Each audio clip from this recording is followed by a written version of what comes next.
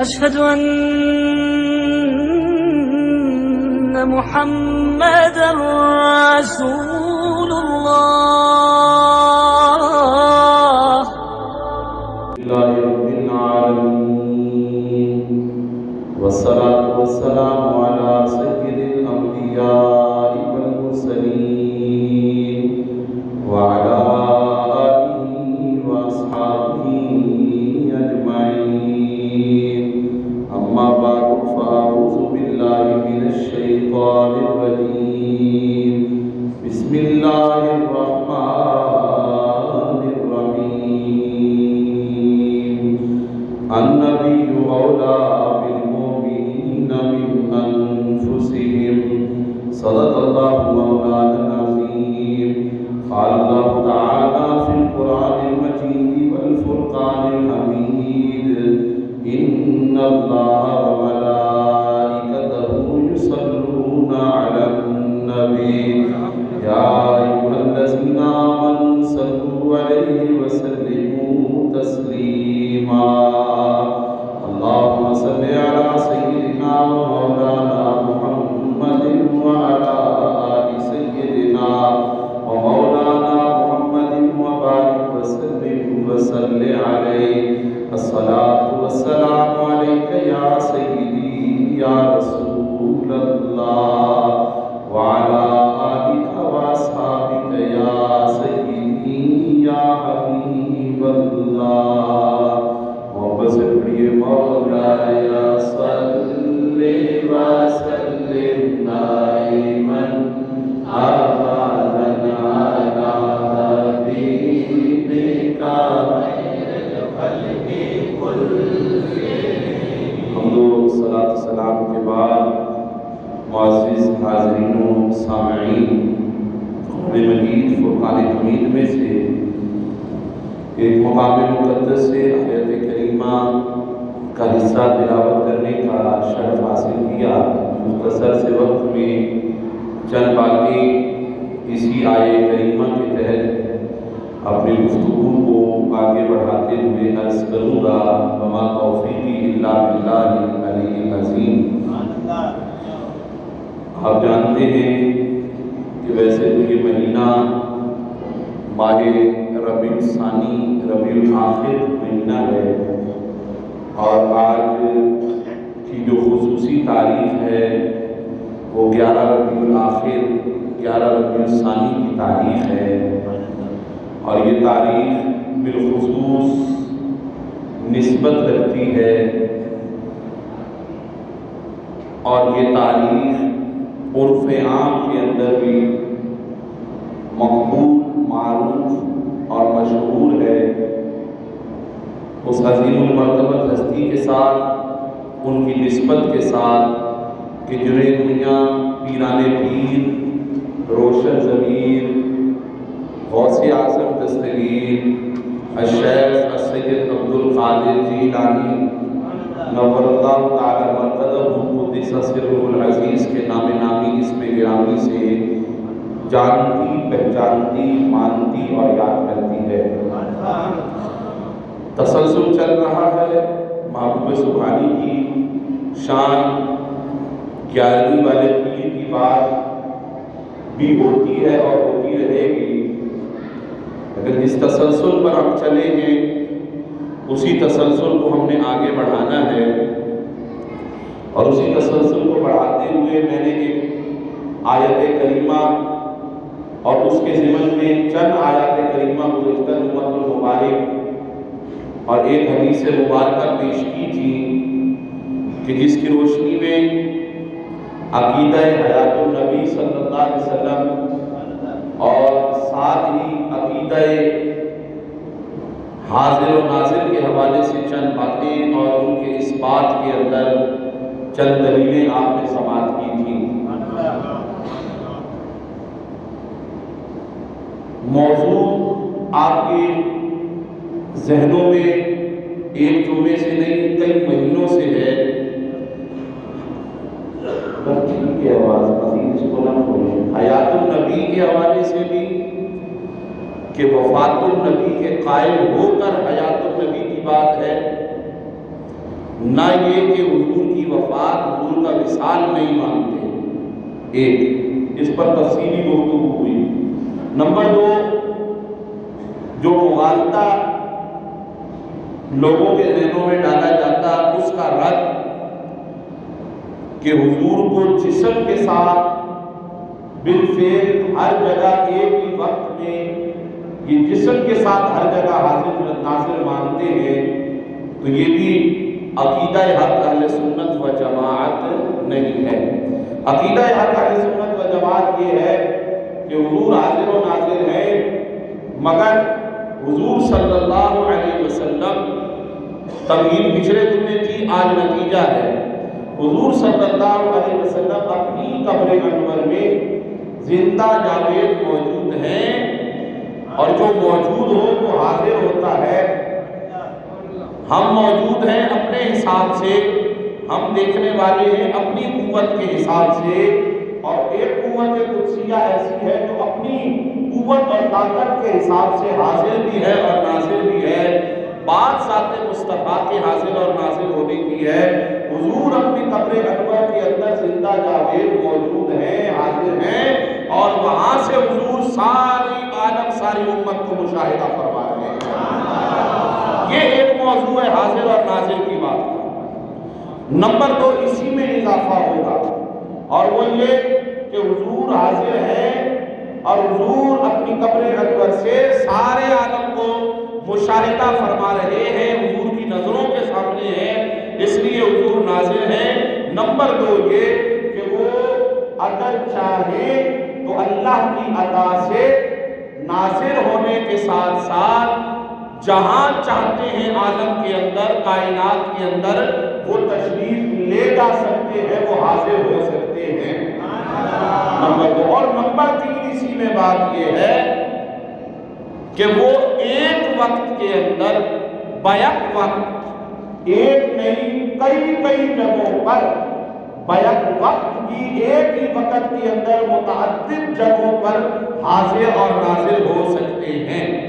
Number چار، وہ back وقت حاضر و ناظر ہو کر وہ خواہ حاضر و ناظر قبر انور میں ہو یا عالم میں جہاں چاہ جا کے ہو، سیر فرما کے ہو، ایک وقت کے اندر بیک وقت وہ حاضر و ناظر ہو کر اپنے امتیوں کی فریاد رسوں کی فریاد رسی بھی فرمایا کرتے ہیں، حاجت مندوں کی حاجت روائی بھی کیا کرتے ہیں، مشکل زدوں کی مشکل کشائی بھی کیا کرتے ہیں۔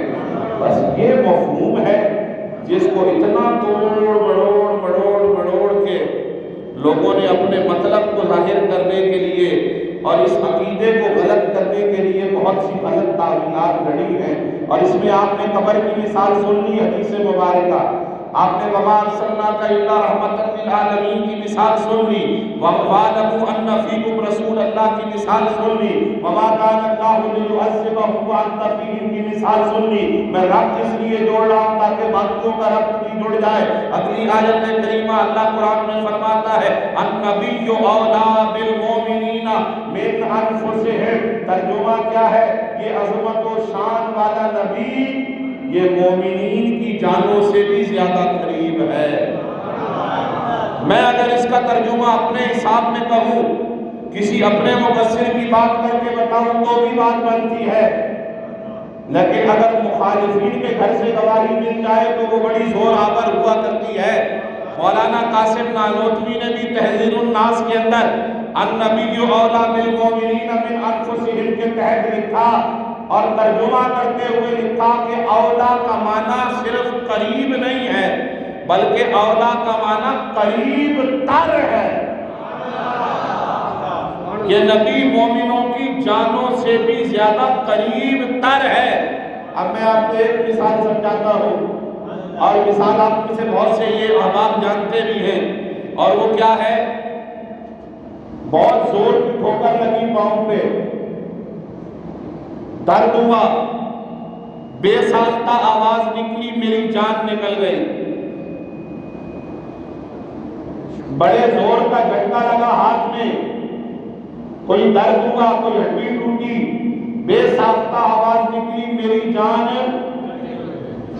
کسی کو کمر میں چوٹ لگی، اس نے کہا میری جان نکل گئی. کسی کو سر میں چوٹ لگی، وہ کہنے لگا میری جان نکل گئی.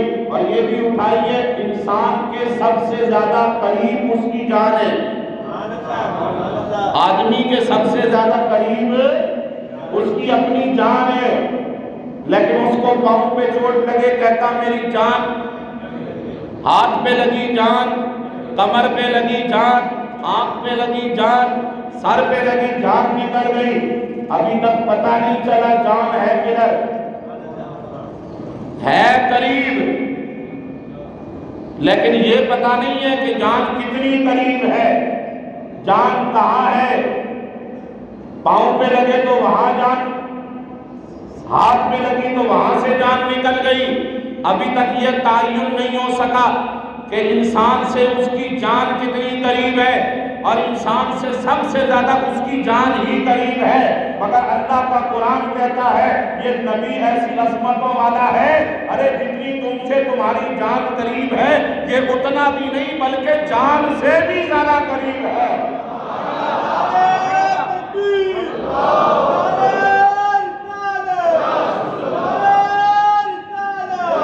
جان کتنی قریب ہے، ابھی تک اس کا تعین نہیں ہو سکا کہ جان کتنی قریب ہے، تو نبی کا تعین کیسے کر سکتا ہے کہ نبی کتنا قریب ہے. اللہ اکبر، قربان جائیے حضرات ذی وقار. اب یہاں سے بہت سارے مسئلے سلجھ سکتے ہیں، الجھے ہوئے بھی سلجھ سکتے ہیں. اگر کوئی اس الجھے ہوئے کو سلجھانے کی کوشش کرے اور الجھانے کی کرے گا تو پھر خود الجھتا ضرور چلا جائے گا.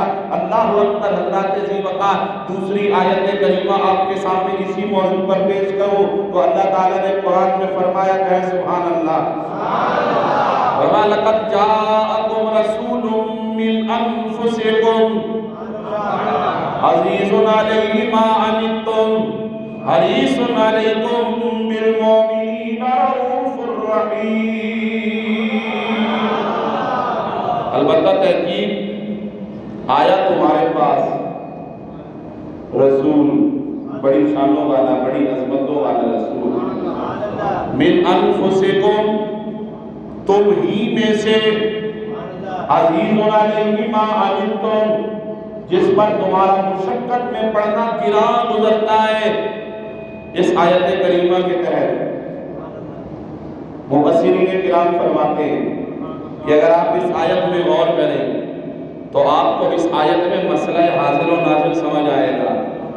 اور وہ کیسے آئے گا کہ مصطفیٰ کریم صلی اللہ علیہ وسلم نمبر 1 اس آیت کے اندر فرمایا جاءکم، تمہارے پاس آئے. تو یہ تمہارے پاس، جن کے پاس آئے، اس سے مراد کون ہے؟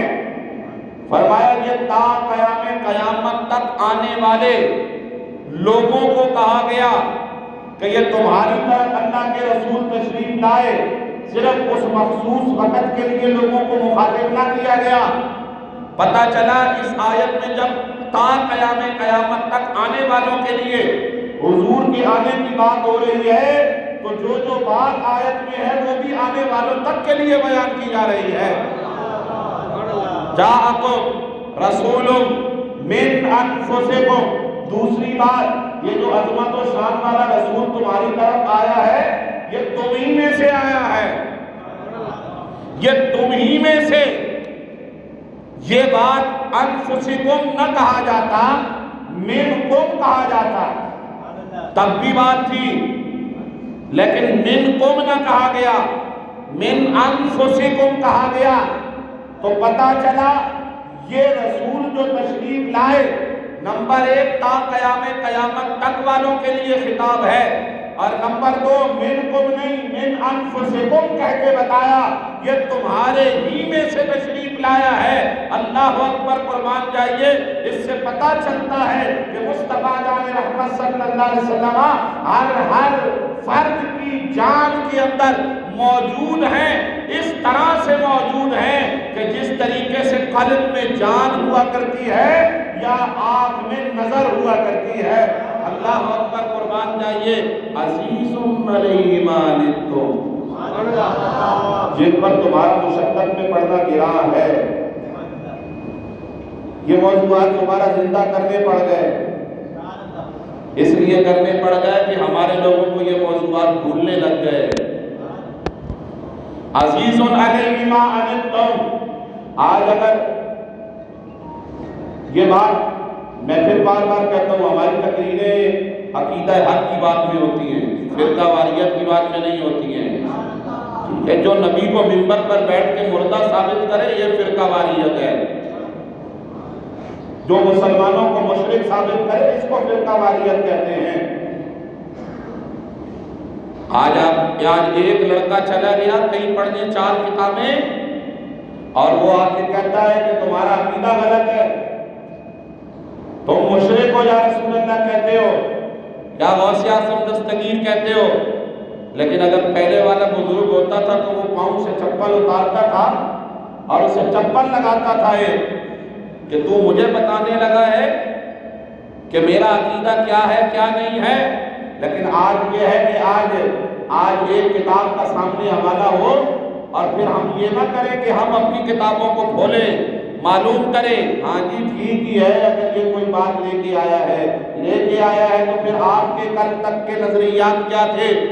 الحمدللہ اہل سنت و جماعت کے عقائد و نظریات کسی کھوکھلی باتوں پر نہیں، کسی کمزور بنیادوں پر نہیں، کسی کہانی قصوں اور حکایتوں پر نہیں۔ اہل سنت و جماعت کی عقائد کی بنیاد یا تو قرآن ہے یا مصطفیٰ کریم کا فرمان ہے۔ اللہ اکبر، قربان جائیے حضرات ذی وقار۔ تو میں بات کر رہا تھا عزیز علیہ ما عنتم، جن پر تمہارا مشقت میں پڑنا گراں گزرتا ہے، اس کی تفصیل کیا ہے؟ آسان سمجھاؤں، آسان یہ ہے، تمہارے پاؤں میں کانٹا بھی چبھے نا تو اس کی تکلیف بھی رسول اللہ کو محسوس ہوا کرتی ہے۔ تم تکلیف میں ہو تو یہ بھی رسول اللہ پر گراں گزرا کرتا ہے۔ اب مجھے بتائیے یہ گراں گزرنا، مومن کا تکلیف میں ہونا اور رسول اللہ پر اس کا گراں گزرنا، یہ خبر ہے تو گراں گزرتا ہے، اور خبر ہے اور گراں گزرنا ہے تو یہ معلوم ہے تو گراں گزرتا ہے، اور معلوم ہے تو رسول اللہ تمہاری جانوں میں موجود ہیں، تم سے جانوں سے بھی زیادہ قریب تر ہے، تبھی تو ان پر تمہارا مشقت اور تکلیف میں پڑنا گراں گزرا کرتا ہے۔ آگے آئیے، حریص علیکم بالمؤمنین رؤوف الرحیم، تمہاری بھلائی کے بہت ہی زیادہ چاہنے والے، تم پر رؤوف بھی ہیں اور تم پر رحیم بھی ہیں۔ یہ اس آیت کی آخری حصہ ہے، مومنوں پر بڑے ہی مہربان ہیں اور مومنوں پر بڑے رؤوف بھی ہیں اور رحیم بھی ہیں۔ کون؟ حضور صلی اللہ علیہ وسلم۔ یہ میں نے پوچھا اس لیے کہ یہاں سے بھی میں نے آپ کو ایک بات سمجھانی ہے۔ رؤوف بھی مہربان کو کہتے ہیں، رحیم بھی مہربان کو کہتے ہیں، فرق تھوڑا سا ہے، اور وہ یہ ہے کہ رؤوف رحمت کی مہربانی کی انتہا کو رؤوف کہا جاتا ہے، اور رحیم مہربانی کرنے کو کہتے ہیں۔ اب مصطفیٰ جان رحمت رؤوف بھی، مصطفیٰ جان رحمت رحیم بھی۔ پچھلے جمعے میں نے آپ کو مثال دی تھی،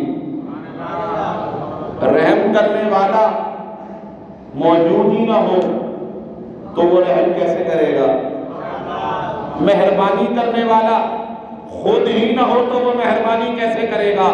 جبکہ رسول اللہ صلی اللہ علیہ وسلم شروع میں سمجھایا، تا قیام قیامت تک کے لیے فرمایا، اس آیت کو ان کے لیے خطاب ہے، اور جب تا قیام قیامت تک کے لیے خطاب تو مخاطبت والے لوگ تمام قیامت تک آنے والے، اور رسول اللہ ایمان والوں پر رؤوف بھی اور رحیم بھی، کیا صرف اس وقت کے لیے یا تا قیام قیامت تک کے لیے؟ جواب ملا تا قیام قیامت تک کے لیے۔ جب تا قیام قیامت تک کے لیے رؤوف بھی اور رحیم بھی، تو یہ کیسے ہو سکتا ہے کہ رؤوف اور رحیم کی صفتیں تو موجود ہوں مگر جس کے لیے رب نے وہ صفتیں بنائی ہوں وہ موصوف ذات مصطفیٰ موجود نہ ہو؟ دوسری بات، گفتگو ختم کریں پھر، ابھی میں آگے بڑھا نہیں، ابھی تک میں اس کو کھولنا چاہتا ہوں لیکن اس کو کھول نہیں پاتا، میں آیات سے آگے نہیں بڑھ پا رہا۔ ایک اور بات اس میں سمجھ لیں، اب تک تو یا اللہ یا رسول اللہ یا رسول اللہ کہنے میں یا کہنے کا مسئلہ ہی صرف اسی لیے ہے کہ یہ زندہ اور حاضر ناظر، اور اللہ کے لیے جو چیز استعمال کرو رسول اللہ کے لیے کرو یا غیر اللہ کے لیے کرو وہ چیز شرک ہوتی ہے۔ تو یہ تعریف تو یاد ہے نا آپ کو، جو چیز اللہ کے لیے کرو استعمال وہ رسول اللہ یا غیر اللہ کے لیے مانو وہ چیز شرک ہوتی ہے۔ اسی لیے یا کہنا شرک ہے رسول اللہ کے ساتھ یا علی کے ساتھ یا غوث اعظم دستگیر کے ساتھ، اور ہم اسی پر گفتگو کر رہے ہیں۔ اور حیات النبی کی بھی دلائل سن لی آپ نے یا کے ضمن میں، حاضر و ناظر کی بات بھی سن لی یا کے ضمن کے اندر۔ اب آئیے اس پر ایک اور بات سنیے، اللہ کی شان کیا ہے؟ میں قرآن پڑھوں گا۔ اللہ کا قرآن کہتا ہے ان اللہ بالناس لرؤوف الرحیم،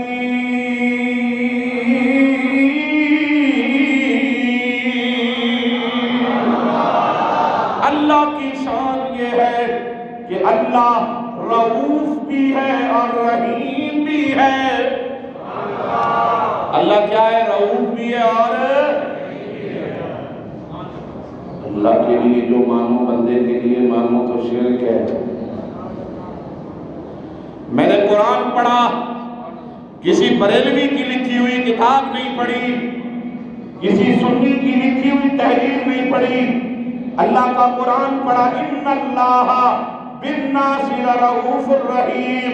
اللہ کی شان یہ اللہ خود فرما رہا ہے، قرآن میں فرما رہا ہے ذالک الکتاب لا ریب فیہ، اس کتاب میں جس میں کسی قسم کے شک اور شبہ کی گنجائش موجود نہیں۔ اللہ فرماتا ہے اللہ رؤوف بھی ہے، اللہ رحیم بھی ہے، اور اسی کتاب کے اندر خود اللہ رب ذوالجلال فرماتا ہے حریص علیکم بالمؤمنین رؤوف الرحیم۔ یہ عظمت و شان والا رسول، یہ رؤوف بھی ہے، یہ رحیم بھی ہے۔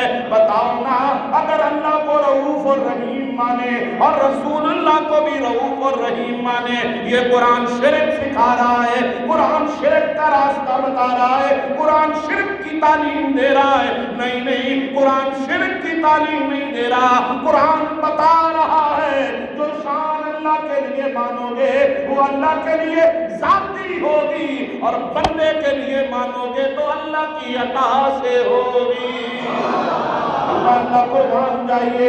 اسی پر گفتگو کو ختم کرتے ہوئے آخری جملے سماعت کر لیجئے تاکہ اس گفتگو کو اب ہم کسی اگلی جانب لے جائیں۔ اللہ رسول اللہ صلی اللہ علیہ وسلم نے ارشاد فرمایا، حضرت امام ابو داؤد نے سنن ابی داؤد کے اندر اس روایت کو لکھا، دیگر کتب احادیث کے اندر یہ روایت آئی، محدثین نے اپنی شروع کے اندر لکھا، اور وہ کیا لکھتے ہیں کہ رسول اللہ صلی اللہ علیہ وسلم نے ارشاد فرمایا جب تم مسجد میں داخل ہو تو مسجد میں داخل ہونے کے بعد کرو کیا؟ فرمایا جب مسجد میں داخل ہو تو مسجد میں داخل ہوتے ہوئے پہلے تو مسجد میں داخل ہونے کی دعا پڑھو، لیکن جب مسجد میں داخل ہو جاؤ تو مسجد میں جو لوگ موجود ہیں انہیں بھی سلام کرو، اور کوئی موجود ہے تب بھی، کوئی موجود نہیں ہے تب بھی کیا پڑھو؟ الصلاۃ والسلام علیک یا رسول اللہ۔ نے فرمایا مجھ پر سلام بھیجو۔ دوسری روایت کی طرف آ جائے، مصطفیٰ جان رحمت صلی اللہ علیہ وسلم نے ارشاد فرمایا جب تم میں سے کوئی اپنے گھر میں داخل ہو اور جب گھر میں جائے، گھر میں کوئی ہو تو ان کو سلام کہو، اور اگر گھر میں کوئی بھی موجود نہیں ہے سرکار نے فرمایا مجھ پر سلام بھیجو۔ اللہ قربان جائیے، پتہ چلا اللہ کے رسول صلی اللہ علیہ وآلہ وبارک وسلم نے جو سلام کا حکم ارشاد فرمایا، آگے خود جانتے ہیں کہ سلام کسے کیا جاتا ہے، سلام کیوں کیا جاتا ہے، جواب آپ کو خود اپنی زبانی مل جائے گا۔ وما علینا الا البلاغ المبین، سنت